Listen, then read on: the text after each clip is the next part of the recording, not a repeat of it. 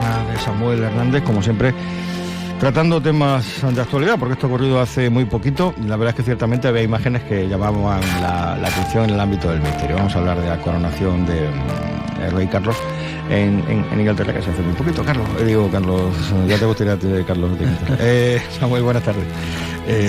Buenas tardes, Rodri.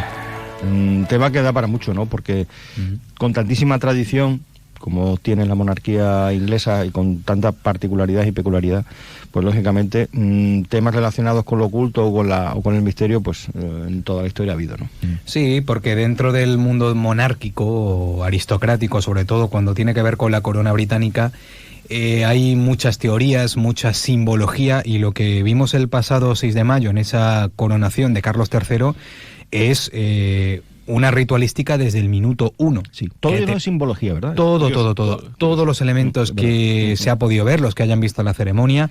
Yo voy a hablar de pinceladas, porque aquí estaríamos todo el rato hablando que si el carruaje, que si el cetro, que si la misma toga o que se puso. Todo eso tiene un origen, tiene un porqué. Luego hay una parte que es verdad que quedó oculta, que no se vio en cámara. Que es ese momento que ahora mencionaré más adelante, que es como esa, ¿cómo decirlo? Como esa especie de bautismo. Sí. O sea, es todo un ritual de mezcla de simbología y también de religión. Sobre todo es una ceremonia más religiosa que tiene un origen pagano, como te mencionaré al final. Y luego también, pues esa extraña figura, que luego hablaremos, que ha dado más que hablar, que incluso el momento en que le ponen la corona al rey Carlos III. Por allí pasó la muerte, que se vio.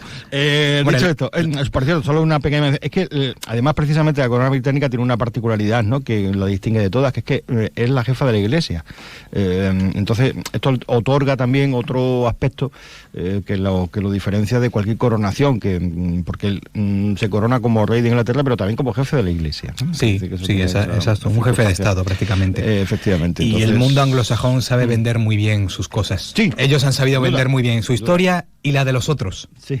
Porque había una frase por ahí que dice, toda la historia es la que ha creado el mundo anglosajón, en este caso de la del Reino Unido. Por eso también la lucha que hemos tenido también con nuestra historia española, que es muy rica, pues ellos también inventaron o hicieron la interpretación de la historia española. Sí. Y luego cuando tú vas a la raíz de verdad, se demuestra que, oye, no es como lo contaron, ¿no? Cosas del mundo de la conquista de América, todo esto, ¿no? Sobre todo en esos periplos. Pero bueno, vamos a centrarnos... Sí, vámonos. Eso sí, vamos a dejar de lado la ensaladera que llevaba en la cabeza la reina de España. Sí, esa la vamos a dejar de lado. Vámonos a la abadía de Westminster, venga. La abadía de Westminster, pues ahí estuvo el foco en este pasado fin de semana del 6 de mayo, que se está dando mucho que hablar varias semanas después, y tuvo su último acto de coronación hace 70 años, precisamente con la madre de Carlos, Isabel II, pero también ha dejado ciertas imágenes y momentos que han quedado para el recuerdo, incluidas algunas relacionadas con el misterio. Lo que hemos visto con esta coronación histórica, como he dicho, es una ceremonia ritualística de más de 1000 años de antigüedad, y esto es porque es la única monarquía europea actual, de las 10 que existen, todas parlamentarias, cuya ceremonia de coronación se sigue realizando en un templo sagrado.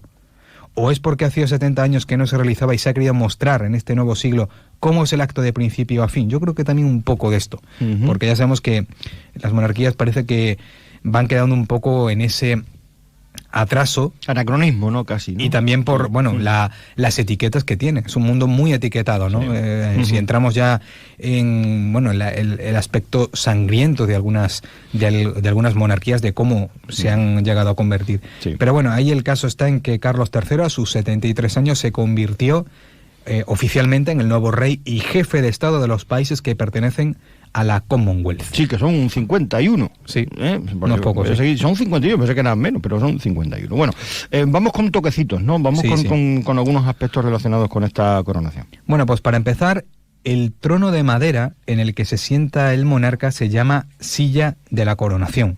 Está fabricado en el año 1300 por orden del rey Eduardo I, que reposa sobre 4 leones que en iconografía representan valores como el poder, la fuerza, el valor, la realeza o la dignidad. todos los materiales de joyas, atrezo, hasta los movimientos del rey y su reina consorte estaban medidos al milímetro y tienen su historia. Por ejemplo, hubo un momento en el cual Carlos III, acompañado de su esposa Camila, se gira 4 veces desde su silla ceremonial para presentarse a la congregación. Y según parece, esa es una referencia a los 4 puntos cardinales. En su atuendo, Carlos portó el Colobium Sindonis, llamada túnica del sudario en latín. Es una pieza de lino blanco sin mangas que simboliza la presentación del soberano ante Dios con toda su simplicidad. Uno de los momentos en mayor carga religiosa y que no pueden ver ni los asistentes, sin lugar a dudas. Yeah. Y por supuesto, hay que hablar también de esa corona de San Eduardo con más de 300 años de antigüedad que simboliza el poder y la dignidad del monarca como jefe de Estado. Además, lo curioso también de cómo se mostraron las espadas. Bueno, pues se mostraron 5 espadas, que son la espada de la ofrenda, que representa el compromiso del rey con su pueblo y su reino, la espada del Estado, símbolo de la autoridad del monarca, la espada de la justicia temporal, que representa el papel del rey como jefe de las Fuerzas Armadas, la espada de la justicia espiritual, símbolo del monarca como defensor de la fe, y la espada de la misericordia o curtana, que simboliza la misericordia del soberano. Más o menos todas eran de la misma longitud, variaban un poco a lo mejor en la joyería que llevaba y tal, pero eso también es parte de ese ritual. Curioso esto que te voy a mencionar.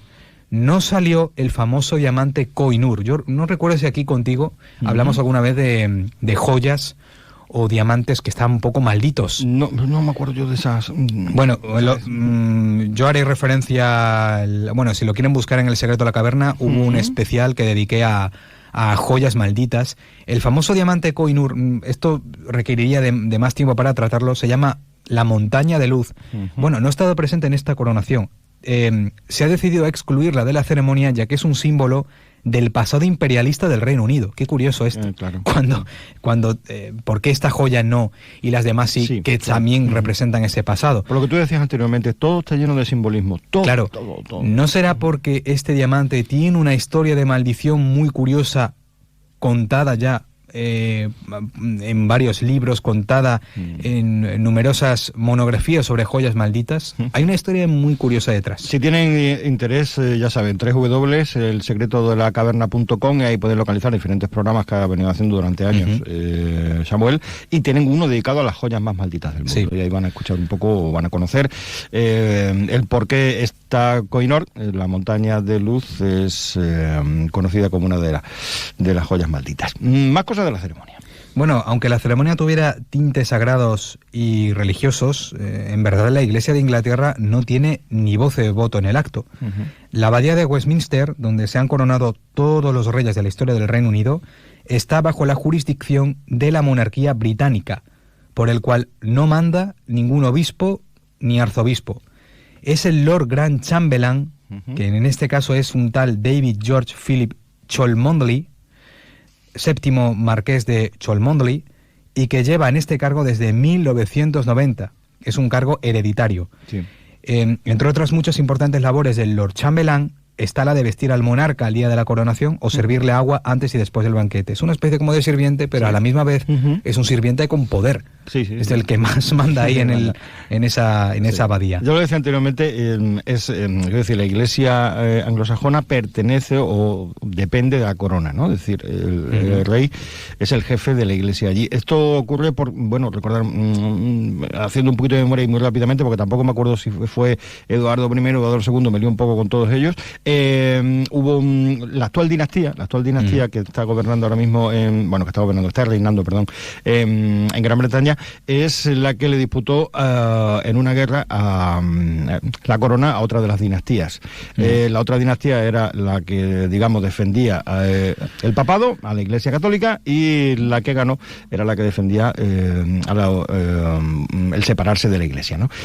Al ganar... Es que hay una historia muy... Sí, no, la historia la estoy simplificando muchísimo. Bueno, y esa batalla la ganó precisamente la actual dinastía y rompió con el Vaticano, y al romper con el Vaticano, bueno, lo que se hizo es tomar cosas protestantes y demás, pero hacer una iglesia propia, y se convirtió el rey entonces en el propio jefe de esa iglesia, ¿no? De ahí viene un poco la historia, lo he dicho muy rápido y seguramente algún historiador pues me puede corregir algún aspecto y seguro, o añadirlo, seguro.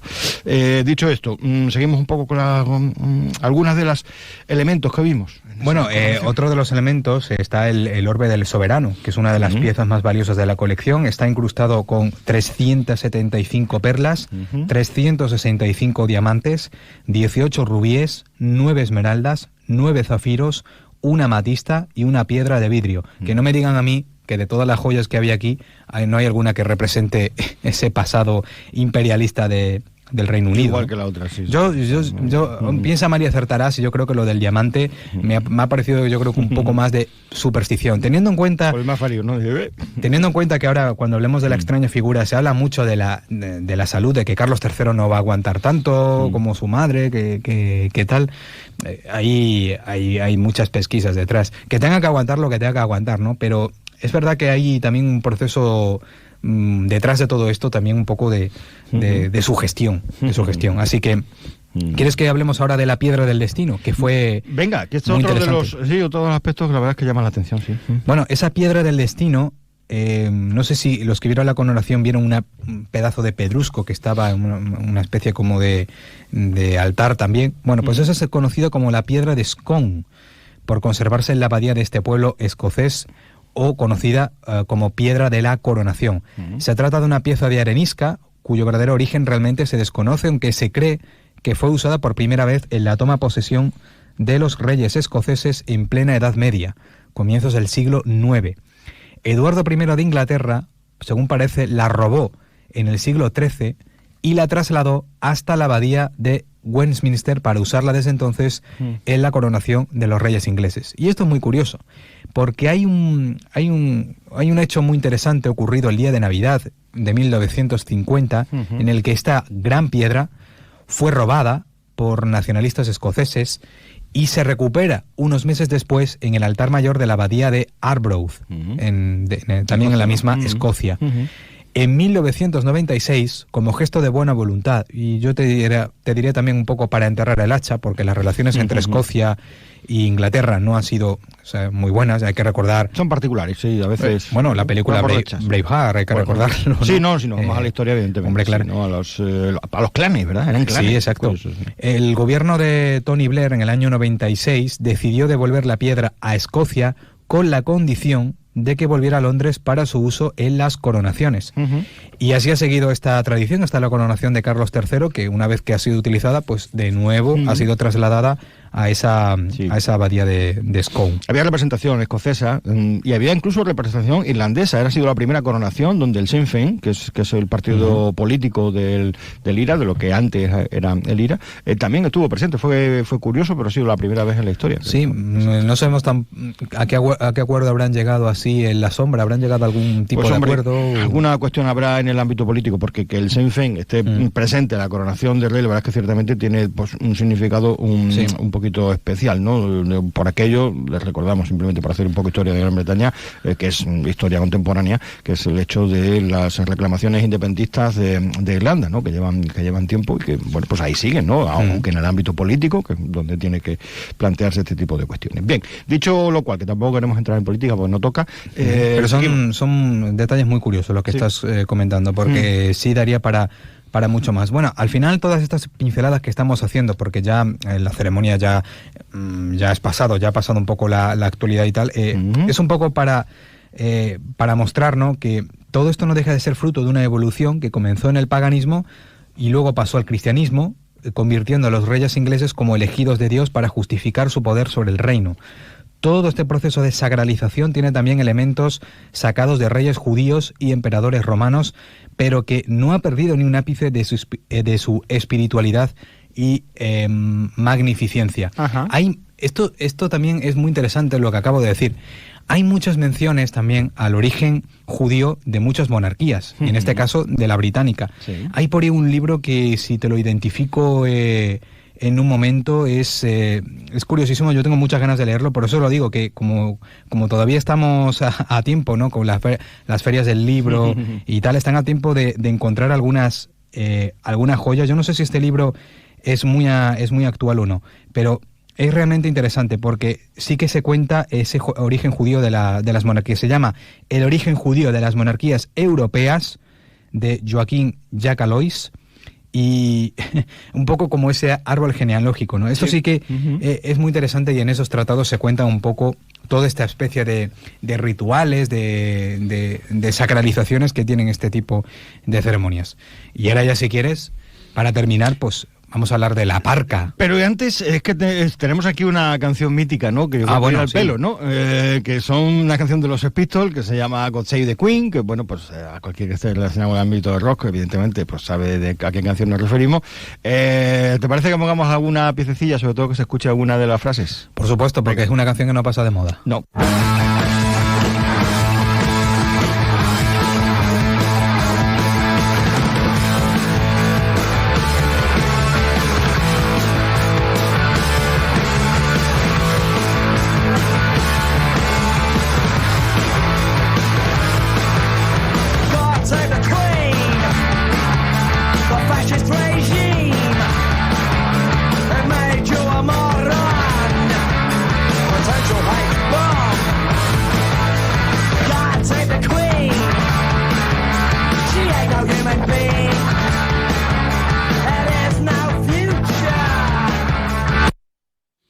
Bueno, pues es una canción, bueno, a ver, tiene mucha historia también. Por cierto, lo que no sé si se va a cantar el God Save the King o God Save the Queen ahora. Te lo iba a decir ahora mismo, se tendrá que cambiar la canción de God Save the Queen. Ellos, sí, bueno, yo creo que puede valer. Puede valer. Pero bueno, es que menciona el tema, esa canción, por ejemplo, dice, hay un momento al principio que dice aquello de que ya no es un ser humano. Esto viene a relación también con lo que se ha dicho siempre de la reina Isabel II, que tú lo has comentado aquí en este espacio en más de una ocasión, que que no era un ser humano, que era un alien, en fin, que había una serie de cuestiones ahí. Y bueno, lo de no future, no tiene futuro y tal, no hay futuro para ti, en fin, todo ese tipo de cosas, pero bueno, forma parte un poco de la canción. Por cierto, que he dicho lo del God Save the King, ahora se canta el God Save the King, pero lo que yo no sabía, que lo he aprendido ahora, es que eso no es el himno oficial británico, no hay un himno oficial británico, es un himno oficioso y tiene una historia, la verdad es que ciertamente es una canción que tiene una historia porque es de origen francés, se lo hizo un compositor francés a Luis XVI porque tenía un problema de salud y al solucionarse el problema de salud le compuso esa canción y alguien se la llevó al rey de Inglaterra y le pareció que estaba bien y adaptaron un poquito la letra, digamos, para que la gente sepa, no, es que, y es verdad que la cantan, juega la selección nacional de fútbol o de rugby y cantan esa canción, entonces yo entendía siempre que era el himno de Inglaterra. Bueno, yo diría que oficialmente no es el himno de Inglaterra. Yo diría que ese es el himno comercial, podemos decirlo, porque se han adaptado a cantidad de estilos. Y que en el recorrido inicial hasta se interpretó hasta 3 o 4 veces ese himno, o sea que se entiende como el himno, pero a mí la versión de los Sex Pistols me encanta. Para mí es la mejor canción del grupo. Sí, de las mejores, junto con Anarchy, en fin, bueno, la verdad es que ese álbum, el Nevermind de Bollocks, ciertamente está todo lleno de joyas. Pero vamos con el tema de la coronación, que hubo ahí una imagen que impactó a cualquiera que lo vio en directo y a mí me pasó y me dio mucho yuyu. Venga. A ver, fíjate, de todos los avalorios, de todas las joyas, de todos los movimientos rituales que se realizaron y analizaron en esa ceremonia del 6 de mayo, con todas las curiosidades, con toda la historia que tiene la historia de esta ceremonia y la monarquía británica, lo curioso es que en internet lo más comentado es, en un momento en el que de la ceremonia está enfocando la cámara y en esa entrada de la abadía aparece de forma rápida, paseando, una extraña figura como un monje, un sacristán, tenía que ser alguien real, pero que directamente asocian con la muerte. ¿Por qué? Porque portaba una túnica, la túnica negra de la muerte que siempre se dibuja, el gorro, y tenía pero claro, dice, no, yo no creo que un monje ahí lleve una guadaña, llevaría una especie de bastón. Era como un bastón, pero parece una guadaña. En el momento, claro, nos falla la percepción. Claro. Si recordamos la sección anterior que hablábamos de pues esto de la extraña roca en Japón, que ya hay gente que, no, esto es un huevo de dinosaurio, esto es un ovni, esto es un no sé qué, pues lo mismo. Es que Internet da mucho que hablar con este tipo de cosas. Y al ver las imágenes, porque ya estaba estaba celebrando la ceremonia, todos los invitados dentro, y de repente, pues la imagen coge, pues no es un plano cenital, porque un cenital sería arriba del todo, pero bueno, es un plano en el que se ve la imagen es muy chocante, ¿no? Y ha dado mucho que hablar. Y de repente, o sea, con todo tan medido, todo absolutamente tan medido, desde que salen de su palacio hasta que llegan, todo, o sea, todo absolutamente medido, y de repente te encuentras que alguien pasa por allí, porque parecía la muerte vestido con una túnica, en fin, que la cosa llamó profundamente la atención. Bueno, que tiene su explicación, cuenta. Bueno, a ver, la explicación es muy sencilla, simplemente era un sacristán. Un sacristán que pasaría por allí, a lo mejor se saltó un poco el protocolo, no tenía que pasar por allí, o simplemente digo, bueno, mi función ha terminado, me voy para casa. Y dio la casualidad de que pasó por el peor momento, el lugar equivocado, y a lo mejor... Bueno, a lo mejor es que tenía que pasar por ahí y es la interpretación que se ha dado. Es que lo de Internet es alucinante, ¿no? Claro. La cantidad de teorías y cómo todo al minuto se puede convertir en un meme, en un hashtag. Y yo digo, de todas las cosas curiosas que hay, por ejemplo, la historia del diamante Koh-i-Noor, la historia de la misma corona o el trono, o la misma historia de Carlos III y de esta monarquía, de lo que más se habla es de eso. Y claro, las cámaras consiguen grabar justo en ese momento de la entrada donde se estaba realizando la ceremonia. No se ha identificado quién es este sacristán o este monje, uno de muchos de los que habría en ese momento, pero claro, ahora la gente empieza a asociar todo esto a las profecías y a todo lo que podría pasar con este reinado de Carlos III. Y por eso hay que mencionar una famosa profecía de Nostradamus que ya se hizo pública con la muerte de reina Isabel II y que dice: al final de la guerra, las grandes potencias cambian. Cerca de la costa nacen 3 hermosos niños. Arruinarán al pueblo cuando sean mayores de edad. Cambiarán el reino y no lo verán crecer más. Century 8, cuarteta 97. Esto es lo que se está asociando un poco a Carlos III. ¿Cuál es la interpretación que se hace de esta cuarteta? Porque siempre con Nostradamus, y seré pesado, hay que tener en cuenta la interpretación que damos en estos tiempos a esas cuartillas que él dejó. Es que esos 3 hermosos niños que arruinarán, entre comillas, al pueblo serían Guillermo, Harry y Beatriz. que ya saben, esto es un poco de salseo, ¿no? Ya saben, la guerra que tienen ellos mismos dentro de la familia. Y la guerra, valga la redundancia, que podría ser la que estamos viviendo ahora en Europa, sería la de Ucrania. En esa cuarteta se menciona una guerra. A esto también se une los pronósticos de que Carlos III no va a durar tanto en el trono como duró su madre. Bueno. Así que ahí queda la anécdota de la parca y de la cuartilla de Nostradamus. Si no la han visto, véanlo, búsquenlo por internet, se ve fácil. Y van a sobrecogerse, porque es que de repente aparece allí algo que, bueno, ¿y esto qué es lo que es? ¿No? O sea, en fin, pobre monje, la que le habrá caído al pobre, si sigue en su cargo. Está flagelado por la noche desde entonces. Bueno, tema de misterio y coronación de Carlos III, lo que tocaba con toda la simbología que tiene. No hemos dejado muchas cosas, o Samuel, perdón, se ha dejado muchas cosas, porque evidentemente fueron 2 horas de ceremonia de coronación, más lo que era lo anterior y lo posterior, con lo cual pues hay mucha simbología. Porque en eso, hay mucho resumen ya por ahí colgado, y sobre todo hay muchos artículos muy buenos. Yo recomendaría, por ejemplo, National Geographic ha dedicado varios artículos a la historia de muchos de los elementos con fotografías, y ahí pueden tener bien claro un esquema de todos esos elementos que se utilizaron, de las espadas, del orbe, todo muy interesante. ¿Sí? Pues te esperamos en próximas ediciones de La Caverna, Samuel, que nos vemos en la siguiente. Un abrazo. Muy bien, que vaya bien, hasta luego. Onda Cero Badajoz.